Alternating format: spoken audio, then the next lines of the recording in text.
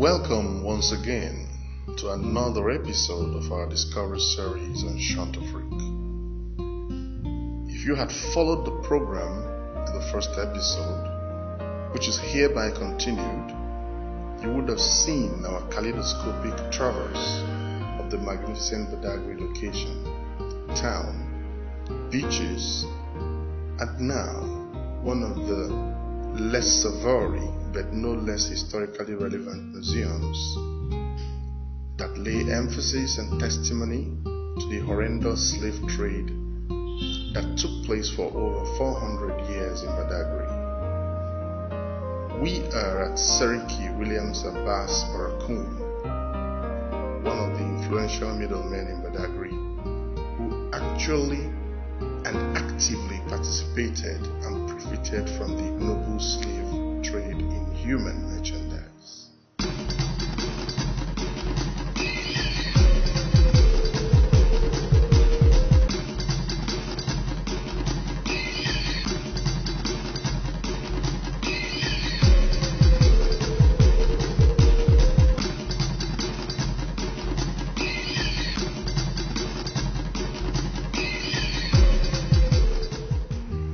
CHANTE Abbas, otherwise known again as CHANTE Williams Abbas, was an extraordinary and enigmatic human being who proved that it is possible to achieve fame or infamy, as it were, by following whatever path life throws at you or you willingly choose to follow. He started life an obscure, expendable slave at the age of 6, then became a seafaring traveler all the way to Brazil, a committed slave merchant when he bought his freedom, who married 128 wives, had 144 children, and indeed founded several settlements in Badagry and beyond. Such a man cannot be missing in the tragic historicity of Badagry town, where he was a major force to reckon with, specifically as far as the slave trade and its development in Badagry was concerned. Unwittingly, our narration of CHANTE Williams Abbas fast tracks us into the slave series of our Discovery series on CHANTE AFRIQUE, Tourism Without Boundaries. Stay with us.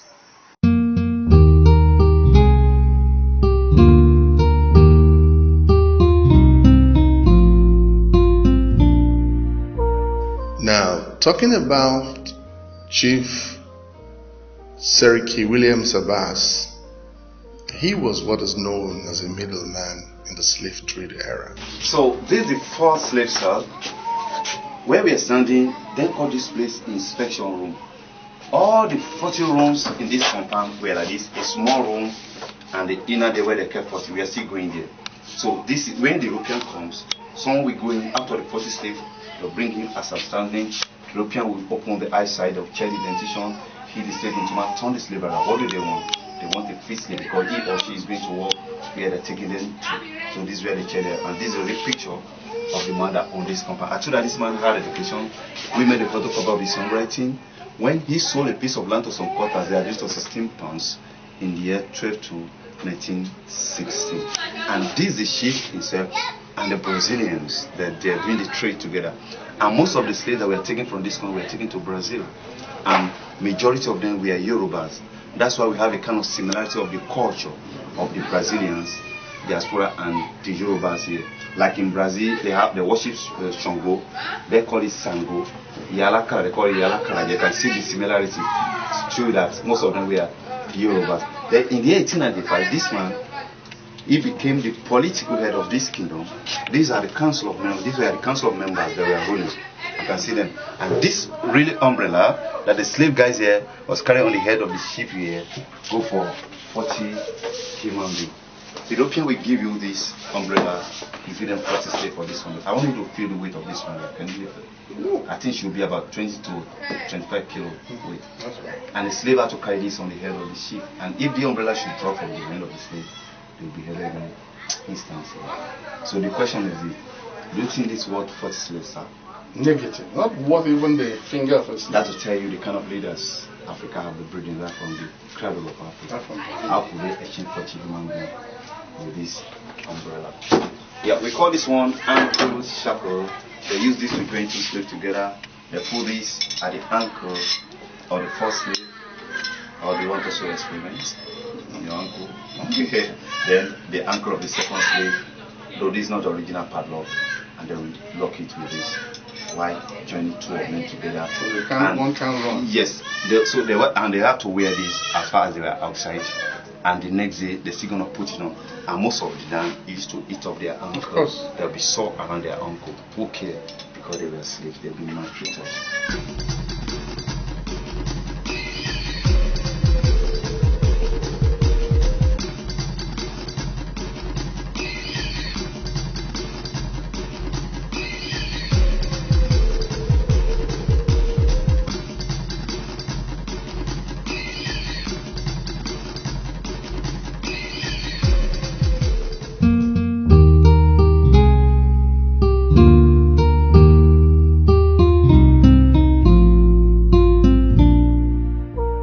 Look at that picture at your back. Those men, they were slaves.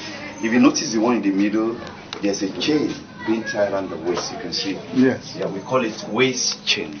Okay. Let me bring it up.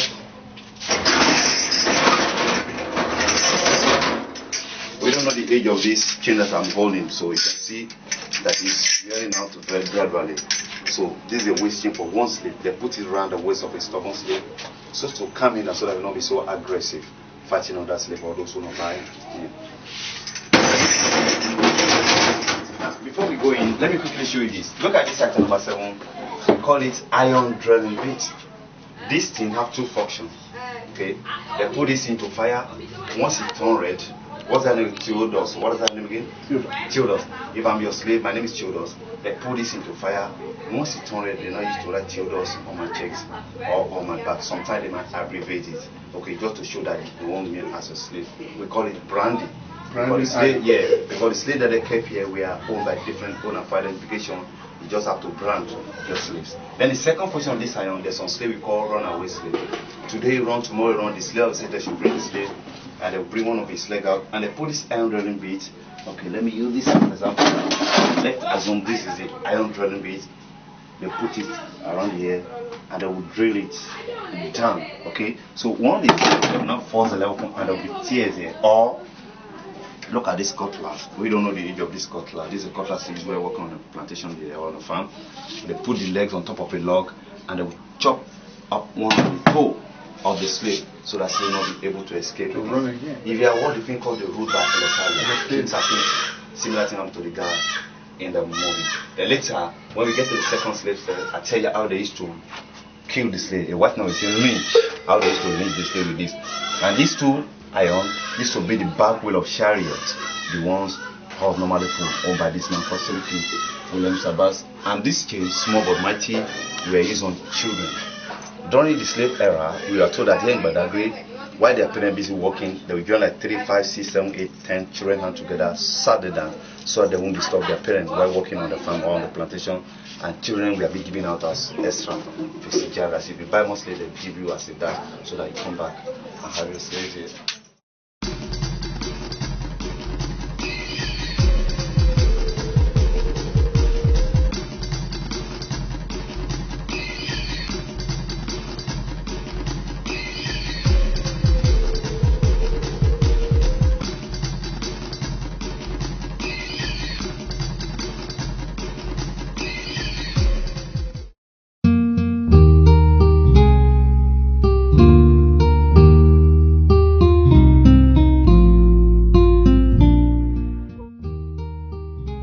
In the early 15th century, slaves were transported from West Africa to the Americas and Europe through Badagry, and history reports that approximately 550,000 to 600,000 slaves were shipped from Badagry during the period of American independence in 1787. Slaves were also transported to Europe and the Caribbean.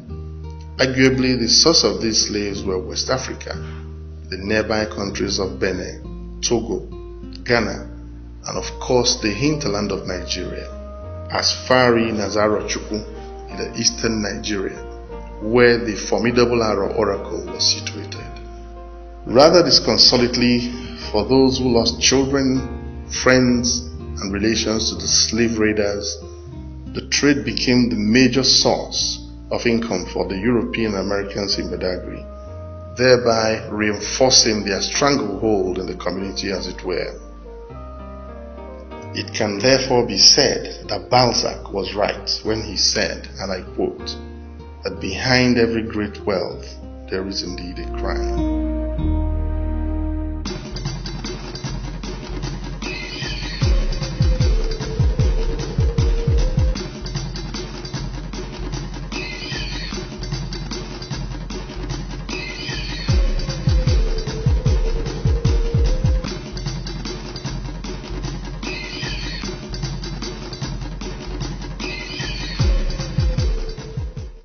The transatlantic slave trade would not have come so readily into existence without the cooperation and involvement of some Africans who, according to Tour Africa magazine, were blindfolded and used against their folks.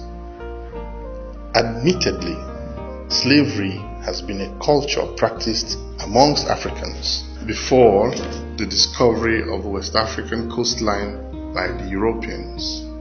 Perhaps this numbed the sensitivity and sensibilities of the so-called middlemen who callously handed over their fellow male and female Africans to the profiteering slave raiders. Indeed, the trade, invidious and wicked as it clearly was, seemed all the more lucrative to the African middlemen when near worthless but curiosity eliciting goods were used as barter for slaves.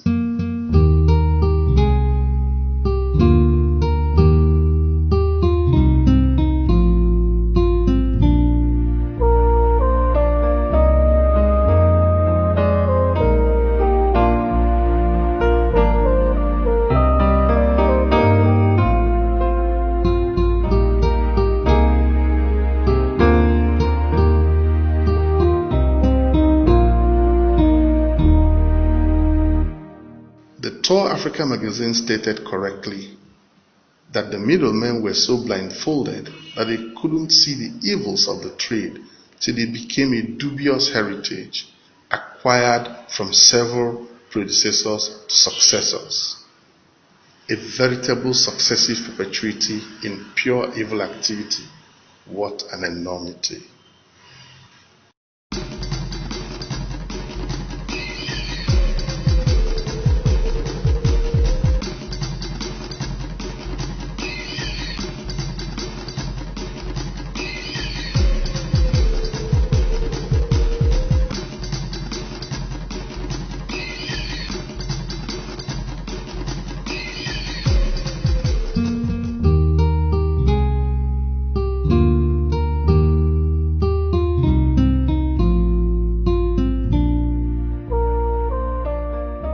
Look at that small window up there.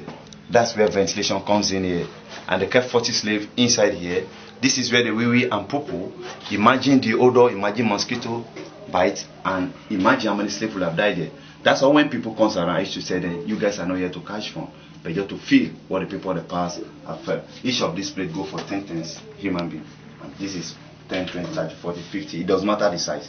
Once they give you one, you give them 10 slaves. The man that owns this compound, if he want to make his prayer, this is where they kept his water for ablution. They kept the soup here, and then the drinking water. Look at that bottle at your back here.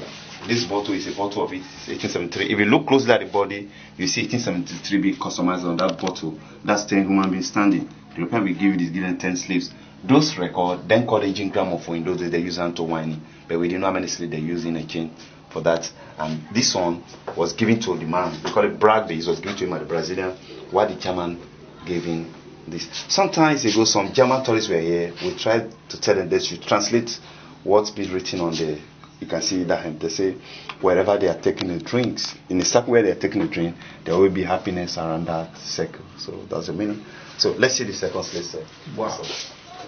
And this is the building Seriki Abari started. It's collapsed in this one in 1995. That will be the last place I'll be showing you this compound. And this is one of the doors of the building. You see, these are called bronze bricks. These bricks we have been imported from Liverpool, England, by the second owner to build this one in the year 1847 for him. Okay, we call it bronze bricks. And these are the way slave masters have been guarded. Slave eat once in a day, and drink water once in a day. The Europeans believe they give them much food, they will have power to revolt against them, so it's only one. But if they don't want to use money to produce iron muscle, they will pierce the upper lips and lower lips and put padlock for them to be able to chew the sugar cane. Any slave that escape, these are dogs that we release and find their route and bring them back and bring the slave back to the plantation. Most of the time, any slave that refuse in this picture, any slave that refuse to accept their master's name, we have been tied on the stakes and they beaten to death. And if any slave was being struck to death, no case, because they were slaves, nobody is there to fight for them. And Yorubas call this clothing Asho Etu. And this Asho Etu, this year too, is over 200 years old, owned by this man called Seriki Williams Abbas. And this is the box where the man kept most of his statement. But we didn't know how many slaves they use this. It's another 40 slaves here. These are the iron corrugated slaves, the one they used for the roofing in the 1847. You can see that this zinc is different from what we produce now. In the current zinc, you can tell it apart with it, but this one is still raw iron. So that chair at your back, most time when tourists come, they ask us, is this Seriki Abari realization? Is this Seriki Abari's bed? No, this is Seriki Abari realization chair. For someone to own this 18th century, show how wealthy this man was in the slave business. Because then we Africans, we sat on the floor, on the mat, on the logo, on the bamboo chair. And these are different ways slaves were being struck. And most of the time, they used to be in need. And this is the most saddest one. They call this thing gallows. Gallows, gallows. They say they are putting the slave to death. That chain that I showed you in the first slave saw, they will tie it around the ribs of the men, and their hand at the back, and they were hung on a gallows on their ribs. The women two hands up dangling, and they'll be here dying gradually. They're just trying to, while other slaves busy working, they are trying to instill fear into other slaves, so they're not trying to misbehave to their master. Some say they will last for a week, some say 3 days, but these people cannot last for a day before they will die. And this is when the slave revolt, a revolt that took place when the slave vexed, they to start putting ropes on the neck of their master, the way they used to hang them on a gallows. Then the one I vividly remember took place in 1803. The slave were being led by a man called Toussaint Louverture. And they killed all the whites, and Haiti became the first black nation out to go their independence. Then the French, the enslaved them, came over that they should pay damages, which we know as reparation, and they forced them to borrow money from their banks. And as I'm talking to you, Haiti was paying reparation, and that one made them poor in the Caribbean. And I used to tell most of the people that comes around there, what the head African leaders or the African Union agree, we are the ones who support to fight for reparation, not the Europeans nor the Americans. So you can see in this picture, there's some groups known as Christian, humanitarian, or abolitionists. People like William Wilberforce, John Brown of America, or like that, Guiano, Harry Tubman, like that. So these people now say no, because they say black man, we are subhuman, that we have no soul, we are equal to apes. And those people say no, these people, they are humanly like us. Okay, let's put stop to this slave trade that we are doing. And eventually, most of the people that started the movement were being humiliated. They killed some of them, they beheaded some of them have been hung on gallows because they believe they want to put stop to their trade. But eventually, let's thank God, freedom came. And in this picture, they say we are jubilating for freedom. But still, assisted people that despite there's no chains on neck and ankle, they are still the modern way of slavery. So look at this one. This one is popular among the Yorubas. They're calling him Darusha. You know, when they put stop to the slavery, some of our brothers and diaspora, those can still trace their roots, came back. Among them happened to be this man, Darusha of Lagos Island. He still have houses and family in Lagos Island. And have it as well, yeah. So we call them returning. He was so rich during his lifetime, he used to give people money. So that's why you're right to say, so let's somebody Darusha. So this is Darusha. And the picture below, these are the children of the man that owned these compounds, Seriki Williams Abba. Let me show you where this man was buried when he died.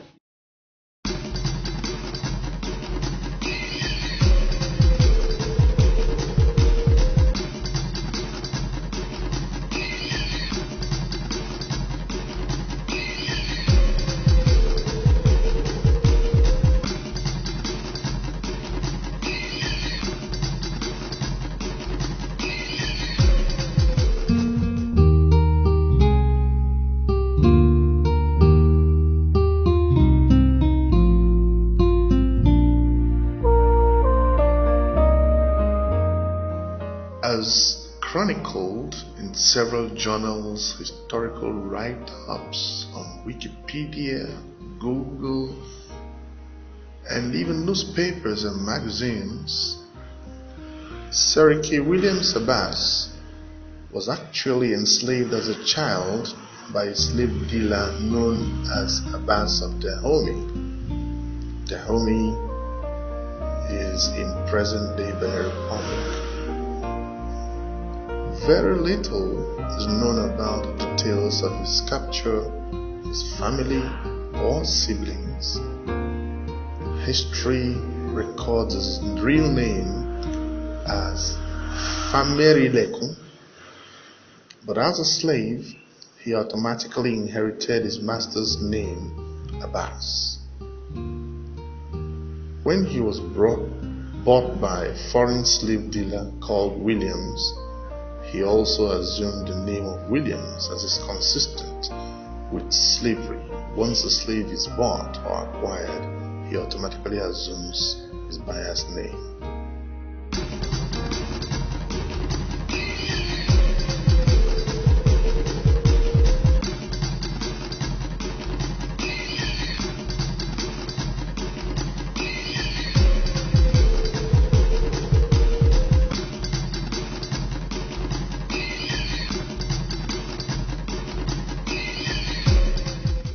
An African proverb says that strangers are merely friends who are yet to meet. The thrill of tourism is that you not only meet wonderful people and learn numerous things that enrich your life, you also see wonderful sights, hear unique sounds, and smell wonderful aromas. Here at Badagry, we come in contact with so much. The super coastline and beaches, the resorts where you're to see in detail the mixture of people from all walks of life, the slave trade relics, and the eerie empathy with the unfortunate who suffered forced slavery, the angst of it all, and then this tranquility, salubrity, sheer magic and serenity of the magnificent location, Badagry. Keep a date with us next week, same time, for yet another edition on CHANTE, Tourism Without